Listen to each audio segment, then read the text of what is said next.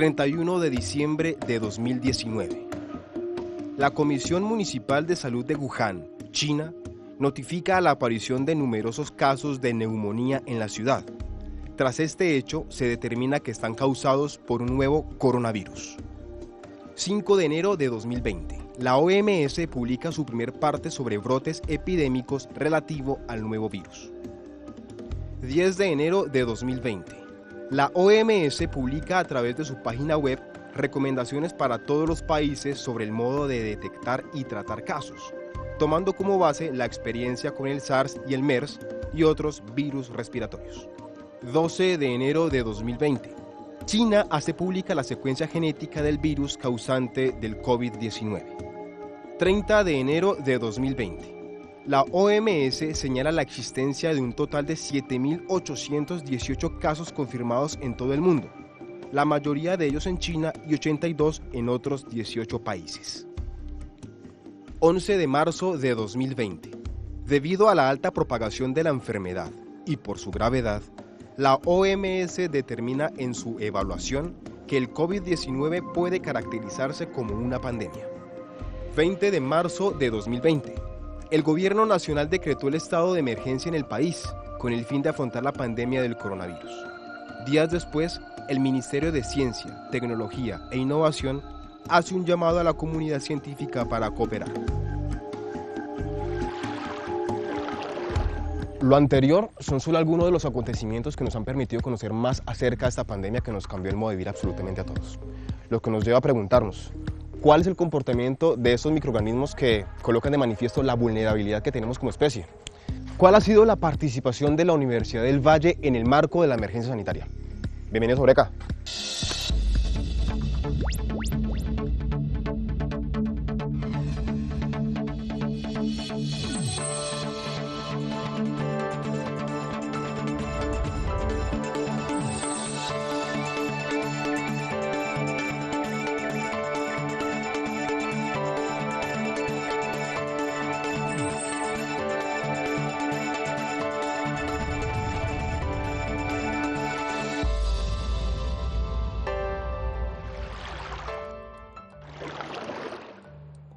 Cuando hablamos de una pandemia, hablamos primero de una enfermedad infectocontagiosa. Entonces, ese es el primer componente. Estamos hablando de enfermedades que tienen la posibilidad de transmitirse persona a persona. Ese es el mecanismo por el cual se adquiere. El segundo componente de pandemia es que es tan fácil y rápida la transmisión que en tiempos muy cortos comprometen a poblaciones que viven en diferentes regiones.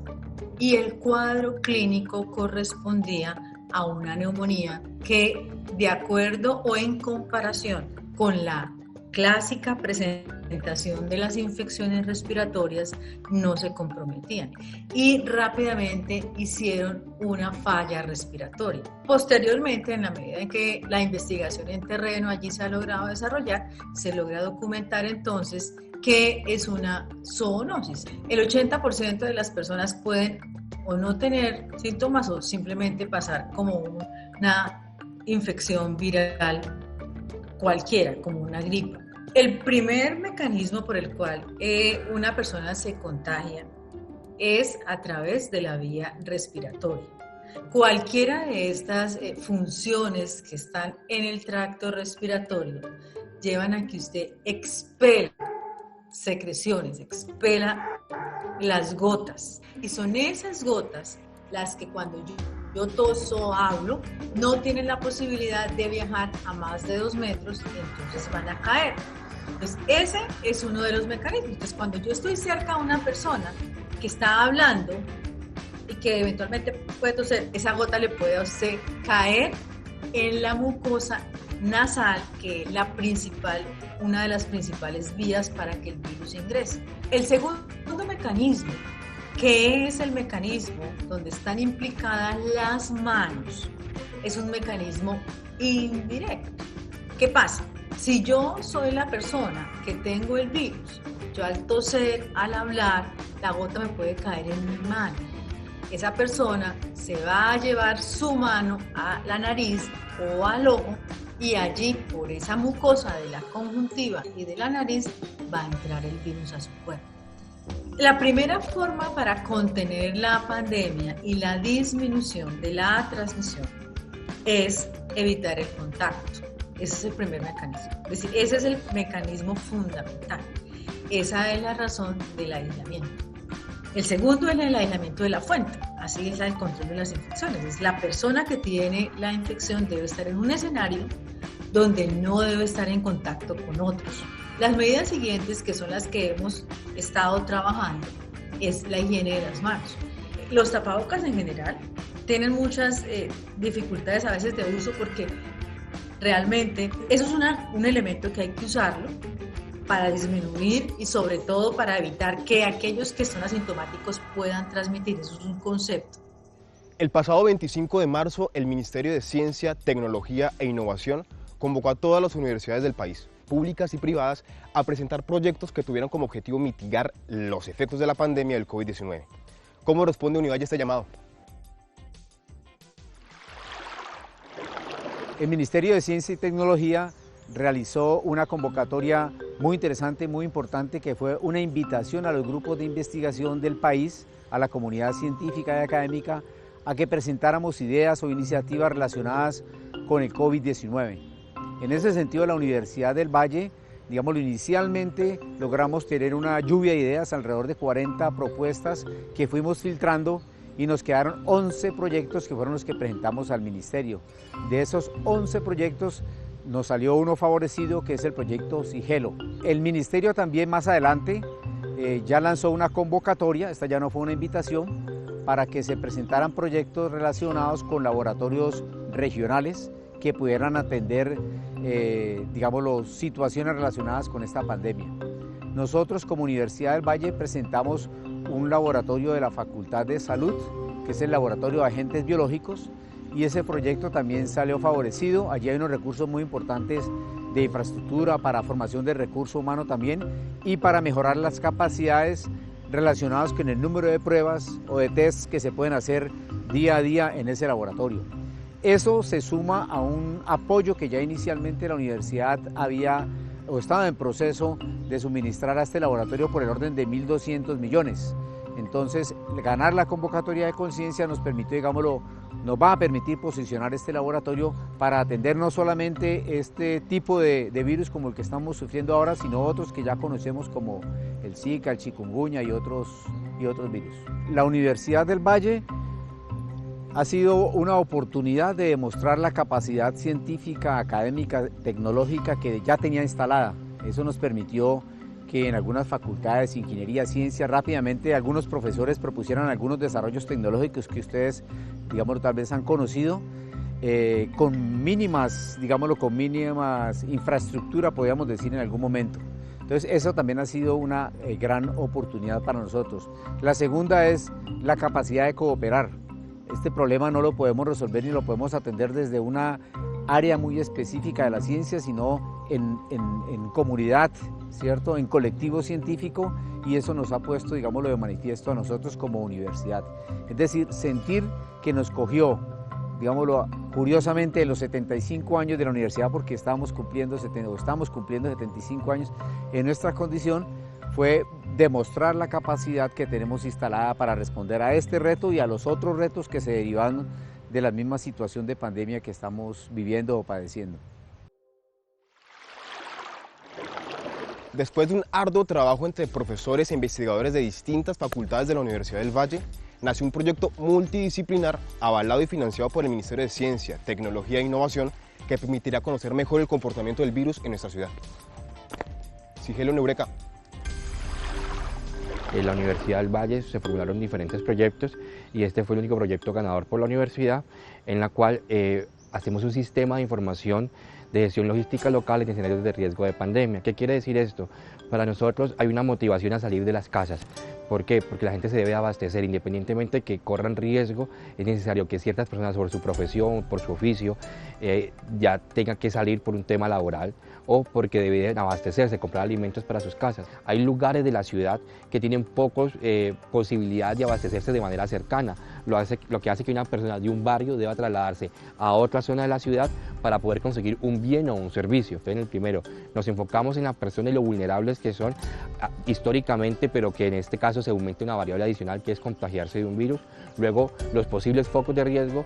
Hay un reto grande donde toda la solidaridad que tenemos debe ser muy bien canalizada para las personas que necesitan, porque son muy vulnerables por temas más asociados a la pobreza y no temas del COVID, no salgan de su casa. Entonces generamos todo un sistema de gestión de donaciones que permite gestionar al donante, la recepción de la donación, la priorización de quién se le debe entregar la donación. Por ejemplo, alguien que tenga COVID y viva solo no debería decidir salir de su casa, una persona que deberíamos llevarle un mercado a su casa para que se quede en su casa y no exponga al resto de la ciudadanía.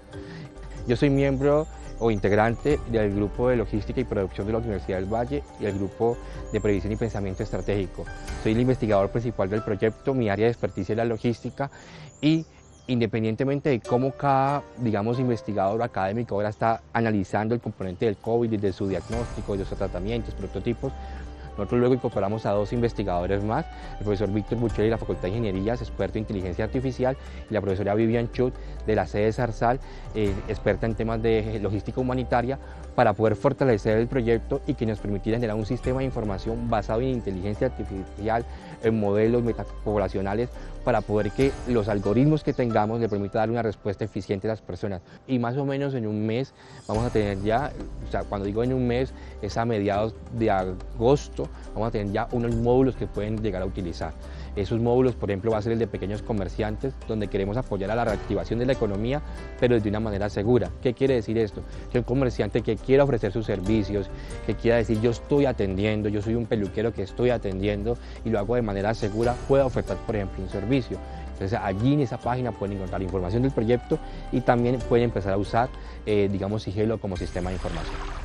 Mi responsabilidad específica es la del desarrollo propuesta de indicadores que reflejen las medidas del gobierno nacional o local en términos de la efectividad o afectación que ha tenido la movilidad en el ámbito de la cotidianidad de las personas.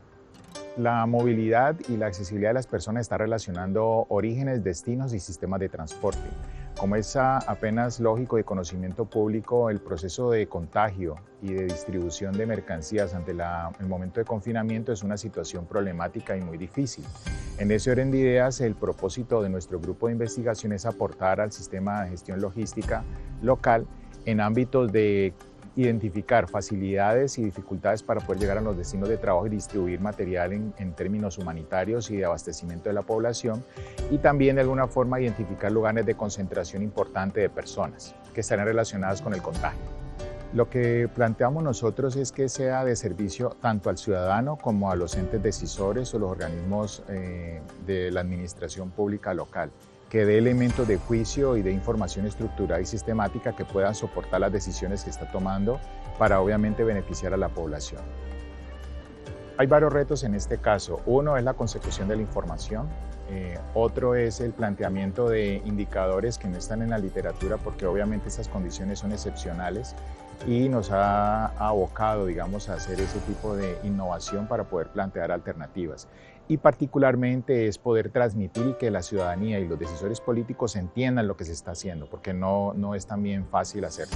Creo que es importante destacar la capacidad de respuesta que tuvo la universidad y particularmente los grupos que participaron en el proyecto, porque fue una convocatoria fast, muy rápida, y la universidad, por fortuna, y los grupos de investigación respondieron a la altura. Sabemos que en el mundo se viven los efectos de la pandemia del COVID-19, la cual puede considerarse como un desastre que genera sufrimiento al ser humano, en el que se ha experimentado las necesidades de gestionar recursos como alimentos y donde se espera minimizar la carencia de los mismos para aportar a la seguridad alimentaria de la población que tiene dificultad para cubrir sus necesidades.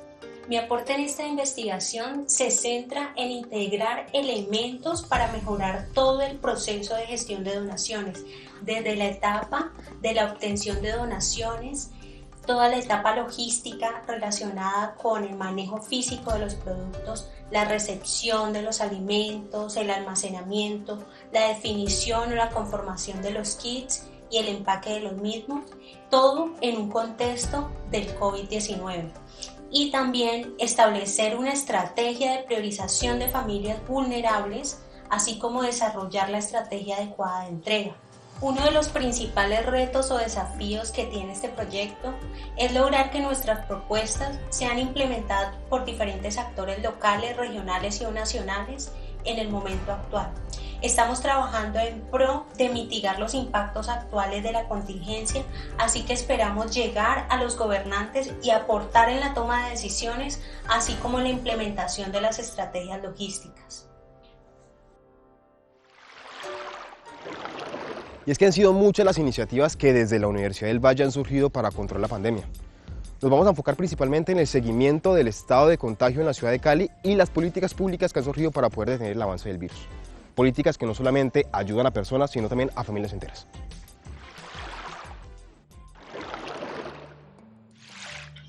Es muy importante en una investigación de brote, de epidemia, brote y epidemia son sinónimos, en una investigación, en este caso de esta y cualquier epidemia, tener una descripción en 3 variables, en 3 características: tiempo, lugar y persona. Entonces, en tiempo es lo que llamamos la curva epidémica, o sea, por días en que las personas inician los síntomas y por cuántas personas están reportando síntomas todos los días compatibles con esa definición de qué es, en este caso, COVID, ¿cierto? ¿Qué síntomas constituyen un caso de COVID? Entonces, lo primero es proveer lo que conocemos como la curva epidémica. O sea, ¿cuál es el comportamiento día por día de las personas que inician síntomas compatibles con ese caso?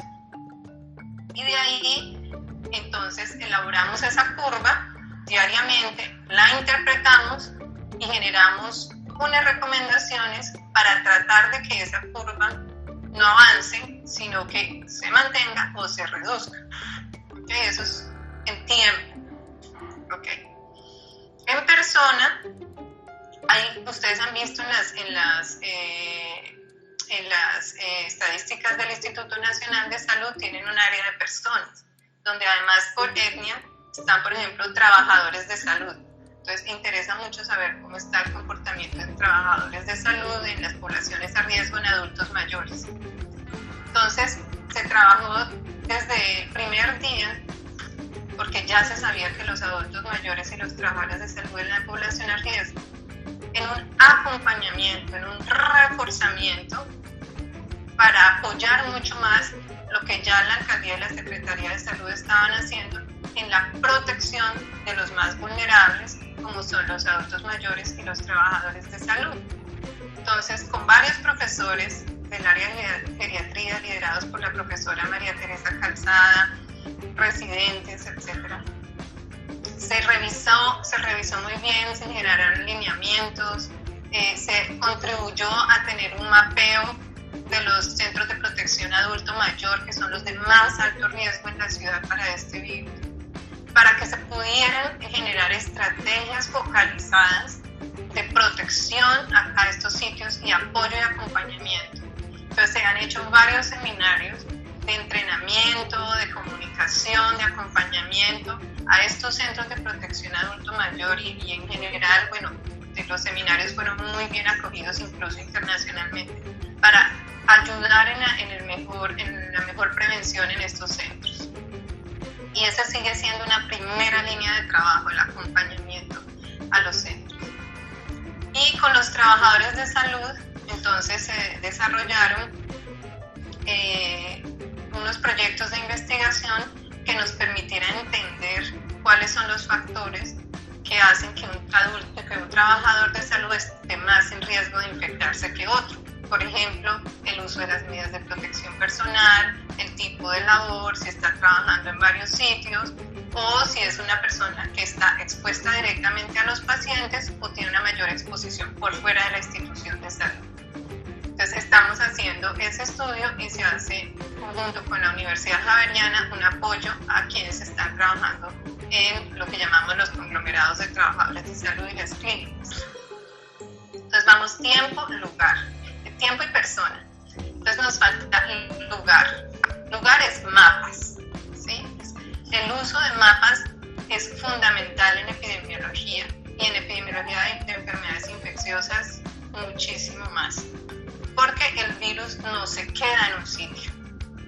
las infecciones no son estáticas, son dinámicas. Entonces, a medida que pasa el tiempo, van a avanzar en diferentes sitios de la ciudad y es muy importante siempre uno ir y saber dónde está el virus. No lo puede perder de vista, porque tienes que ir y maximizar los esfuerzos en ciudades grandes, concentrar los esfuerzos en el control en dónde está, en los sitios, y tratar de encerrarlo, de focalizarlo para que sea más, digamos, entre comillas, más factible poder generar intervenciones mucho más efectivas. Pese a las ya mencionadas problemáticas en salud pública, control y mitigación del virus, la Universidad del Valle ha tenido que preocuparse por una situación más. ¿Cómo continuar la actividad académica en medio de la pandemia? Lo que nos lleva a preguntarnos, ¿cuál ha sido y cómo ha sido el proceso de virtualización de la educación en la Universidad del Valle y cómo la institución ha apoyado a los estudiantes para poder mantener viva la actividad académica? La situación actual del componente virtual en la Universidad del Valle llevábamos un tiempo, cerca de 4 años, trabajando muy duro en el tema de nuevas tecnologías y educación virtual. De hecho, tenemos la dirección de nuevas tecnologías y educación virtual de INTEF, que depende de la vicerrectoría académica. Esto viene de años atrás y en el año 2016, básicamente el rector Edgar Varela Barrios definió incursionar mucho más fuerte en la virtualidad. De hecho, empezamos a trabajar la capacitación de profesores, empezamos a mirar las posibilidades de implementar programas virtuales, no solamente cursos, y esto hizo que pudiéramos estar de alguna manera preparados sin saberlo, un poco preparados para lo que se nos presenta ya en este año en marzo con el tema del COVID-19. De la misma manera, los profesores, estaba toda la parte de asistencia entre pares y desde INTEF, con un trabajo 24/7 prácticamente, se daba toda la asistencia técnica a los profesores. Además, implementamos otra serie de cursos y los diplomados, pues para que más personas se pudieran formar. Llevamos cerca de 650 que han recibido algún tipo de capacitación y ahora estamos en un fenómeno muy interesante, que son los mismos profesores que han implementado, están haciendo los webinars o las conferencias de cómo hacer evaluación, cómo hacer una clase. Partimos obviamente del tema de que no queremos simplemente la clase magistral que se da presencialmente, tenerla en una teleconferencia o en una clase virtual. Entonces, pues se ha ido profundizando cada vez más en todas las oportunidades que esto presenta. La universidad solo tiene de manera presencial algunas actividades administrativas del despacho de la rectoría, de las vicerrectorías administrativa, académica y de bienestar. El servicio médico universitario en términos generales está relativamente trabajando de forma presencial, aun cuando muchas de las asistencias se hacen a través de telemedicina. Creo que este panorama no va a cambiar en el curso de los próximos meses, pero lo que estamos haciendo es ir evaluando mes a mes. Aquí le estoy hablando por los meses de agosto y septiembre, y estamos reuniéndonos en juntas técnicas y muy articulados con las Secretarías de Salud de Cali, del Valle, y con la Gobernación y las alcaldías de los municipios donde hay sedes para tomar alguna determinación. No cancelaría de manera total la opción de que podamos tener alternancia hacia el final del año, octubre, noviembre, pero es algo que vamos a ir evaluando en su momento. Básicamente las sociedades que sobreviven son las que tienen mayor capacidad de adaptación.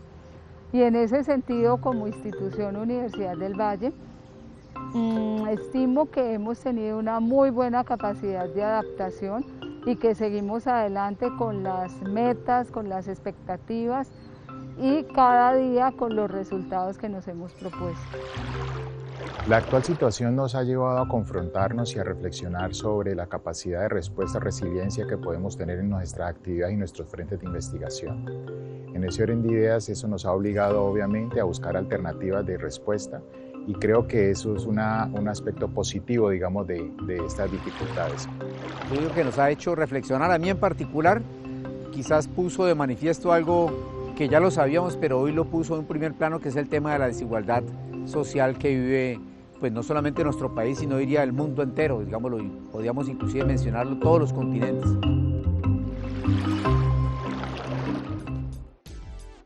Actualmente estamos viviendo una situación sin precedentes en todo el mundo.